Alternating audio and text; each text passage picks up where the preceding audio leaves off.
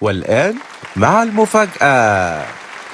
انا بقى الحاجات دي ما بحبش اجربها اول ما تنزل على طول. قولوا لي ليه؟ عشان يكون أكبر قدر من الناس جربوها وما كنش أنا أول واحد. لو عجبتني تقولوا بيطبل، ولو ما عجبتنيش تقولوا ده بينتقد وبس. جبت 3 أنواع من الهرم: الحلا والحل والحلال، وآخر نوع اللي صدمني بجد بدأت بالحلال. حلالو كريم بورليه اشطوطه مانجا. وده كان شكل الطبق اللي جالي. المفروض ان دي قطع مانجا زي ما انتوا شايفين كده. هو عبارة عن عصير مانجا، ما فيهاش اي قطع، المانجا سايلة خالص. والمفروض ان زي ما بيسو قال ان الحلال ده هو عبارة عن كريم بورليه واشطوطة ومانجا. فانا اللي جالي هو عبارة عن اشطوطة وعليها مانجا وبس، من غير اي كريم بورليه في الموضوع نهائي. وده ما يمنعش ان كان طعم الاشطوطة حلو، ولكن المانجا كانت مزة شوية، وده ممكن يكون طبيعي بسبب ان ده ما يكونش موسم المانجا. وجبت تاني حاجة الحلو. كريم بورليه اشطوطه، ايوه، كنافه فراوله ومانجا. وبعيدا عن شكل الطبق والفينش بتاعه، واللي مش عارف بصراحة هو طلع لي بالمنظر ده علشان انا طالب الصغير منه، ولا علشان مزاجنجي حد مشهور فطلع له المنظر ده. فيا ريت لو حد جرب في الكومنتات يكتب لنا او يحط لنا صورة الحاجة اللي جربها هيطلع له عاملة ازاي. كمية الفراولة اللي محطوطة كانت كتيرة وحجمها كبير، ولكن المانجا نفس الموضوع كانت سايحة برضه. جربت حتة من الميكس وخدت فيها حتة مانجا، وكان طعم الكريم بورليه فيه مرارة غريبة جدا، اول مرة دوقها من حاجة بلبن. وخدت حتة من الميكس من الجنب التاني اللي فيها الفراولة، وهنا الطعم اتظبط معايا. وده بقى الطبق اللي كان عليه اكبر جدال بالنسبة لي، الحلا. بسبوسه بالسمنه وعليها قشطه. رحت عشان اطلب حلا صغير، لقيت الكاشير بيقول لي ان الحلا الصغير اتلغى اصلا من المنيو ومش موجود. وانا بصراحه ما اقتنعتش بالموضوع ده، ورحت فرع تاني علشان اتاكد، واكد لي نفس الموضوع الكاشير التاني ان الحلا الصغير مش موجود واتلغى اصلا من المنيو. الحلا اللي قدامكم ده اللي هو الحلا الكبير ده ب 125 جنيه، مع ان انا شفت ان في ناس طلبت الحلا الصغير، ودي كانت صوره الريسيت بتاعه، والمفروض بقى على تمنها هيكون فيه انبهار.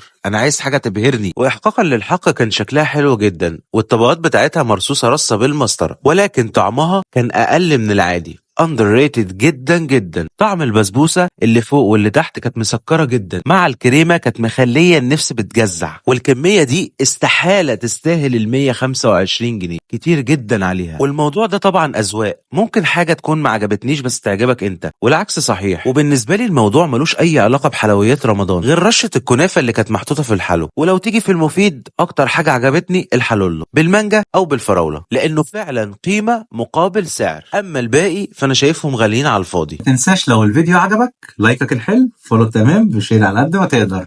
اشوفكم في فيديو جديد. سلام.